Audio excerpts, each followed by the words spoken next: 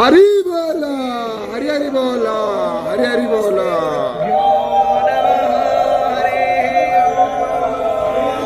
कस्तूरी तिलकं ललाटपटले वक्षस्थले कौस्तुभं नासाग्रे वरमुक्तितं करतले वेणुकरे कङ्कणं सर्वाङ्गे हरिचन्दनं सुललितं कण्ठे च मुक्तावली गोपस्त्री परिवेष्टिता विजयते गोपालचूडामणिः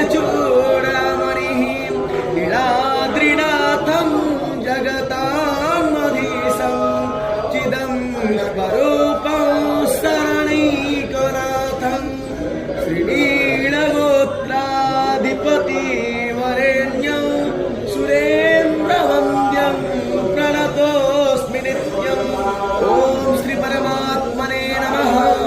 अथो पञ्चदशोऽध्यायः श्री पुरुषोत्तमयोग नरोपमस्मेह तथोपलभ्यते नातिष्ठा अस्मत्तमेनं सुविरूढमूल मसङ्गशस्त्रेण दृढेन चित्वा यामुपसेवते। हरि बोला, हरि हरि बोला, हरि हरि बोला।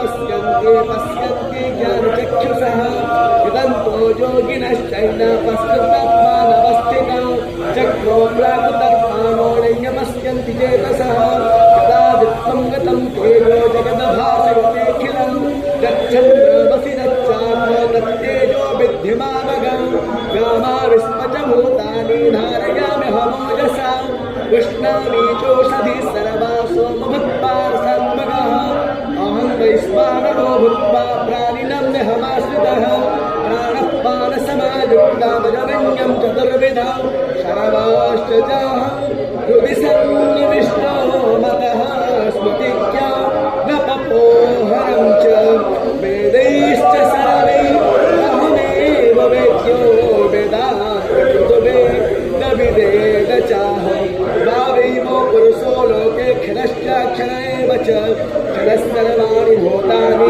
तस्थोऽक्षरमुच्यते उत्तमः पुरुषस्तन्य परमः यस्माक्षरमतीतोऽहमक्षरादपि चोत्तमः। योगो नाम पञ्चदशोऽध्यायः। कृष्णाय वासुदेवाय हरये परमात्मने प्रणतः क्लेशनाशाय घोषाशुभावेदाः स्वस्ति नस्तार्क्ष्यो आरिष्टने।